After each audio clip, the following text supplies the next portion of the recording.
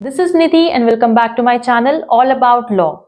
Today I am back with another video and that is on the topic implied conditions. In the previous video we have understood about conditions and warranties. Okay, the condition is basically the stipulation and it is the most important and essential to the main purpose of the contract. Okay, किसी भी contract of sale के लिए जो एक stipulation होगी जो main purpose के लिए बहुत एसेंशियल होगी तो ऐसी स्टिपुलेशन को हम कंडीशन बोलते हैं. ठीक है. On the contrary, if the stipulation is collateral to the main purpose of the contract then it is a warranty. अब जब भी कोई कॉन्ट्रैक्ट ऑफ सेल होता है तो कंडीशंस या तो एक्सप्रेसली बताई जाएंगी या फिर वो इम्प्लाइड रहेंगी. ठीक है. एक्सप्रेसली अगर कंडीशंस बताई जा रही हैं, फॉर एग्जांपल अगर अमन एंड रमन दो पार्टीज हैं एंड अगर अमन ने स्पेसिफिकली ये बोला है कि उसे ब्लैक कलर की बाइक चाहिए जो एटलीस्ट 30 किलोमीटर्स का एवरेज देती हो, तो यहाँ पे ब्लैक कलर एंड 30 किलोमीटर्स का average, these two conditions, these two stipulations are expressly given by Aman, expressly given by the buyer. तो ये कैसी होंगी? expressed conditions होंगी. ठीक है. लेकिन अगर कुछ कंडीशंस ऐसी होती हैं जो सेल ऑफ गुड्स एक्ट में बताई गई हैं, जो लॉ बोलता है कि ये कंडीशंस कभी भी बायर एक्सप्रेसली नहीं बताएगा. It will B by default implied, it will be by default assume that these conditions need to be satisfied in any contract of sale.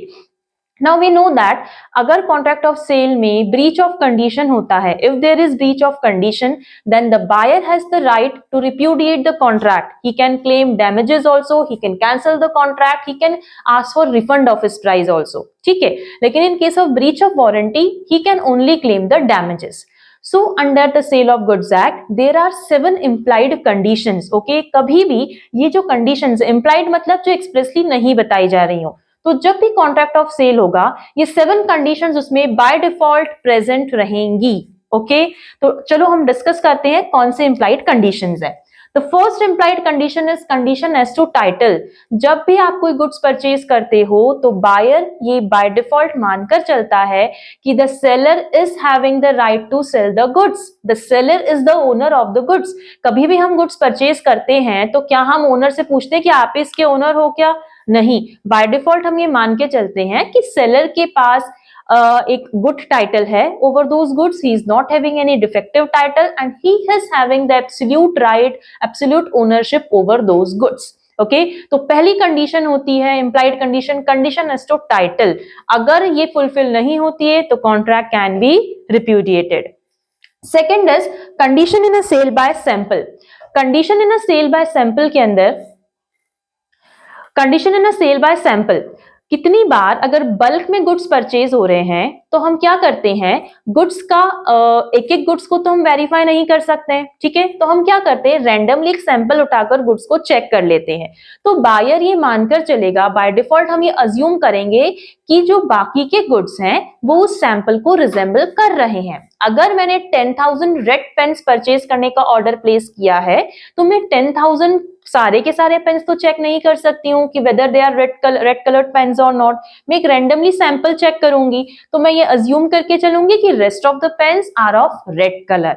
तो condition in case of sale of sample के अंदर क्या होता है कि sample should resemble the rest of the goods, I mean the rest of the goods should be like the sample. Condition in a sale by description, कितनी बार हम goods को डिस्क्राइब करते हैं एंड उसके बाद हम वो गुड्स को परचेज करते हैं.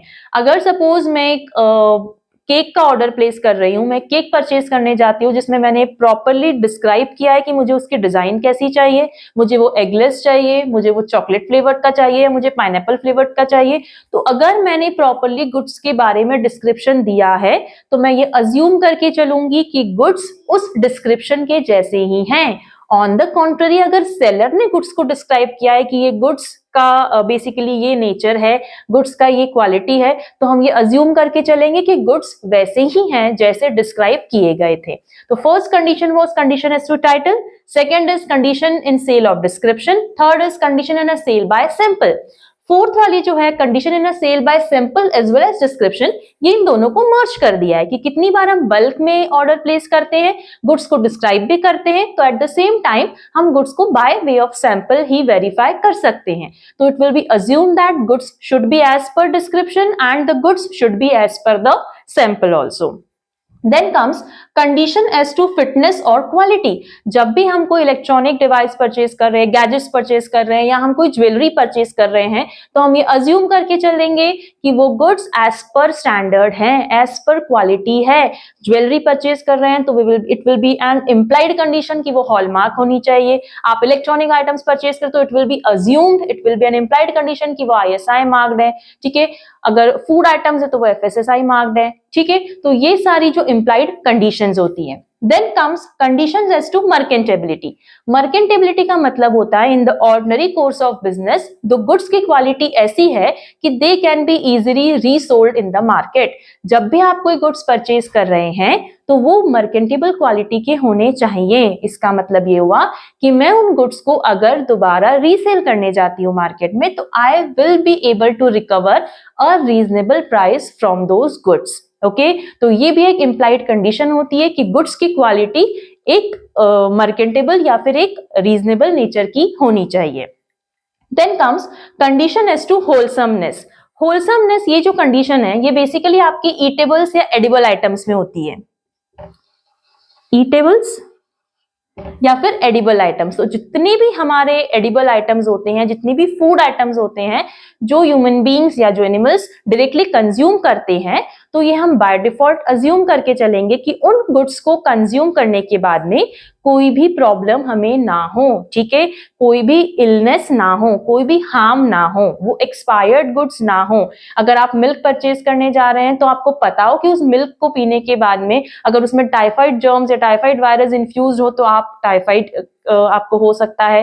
अगर आप कोई इन्फेक्टेड कोई एक्सपायर्ड गुड्स कंज्यूम कर रहे हैं तो आपको उससे कुछ हार्म हो सकता है।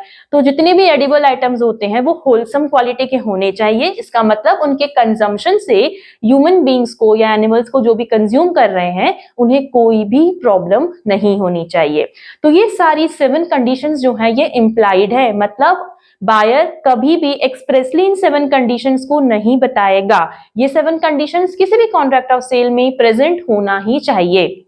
अगर ये कंडीशंस का ब्रीच होता है then the buyer has the right to not only claim damages, rather he can repudiate the entire contract also.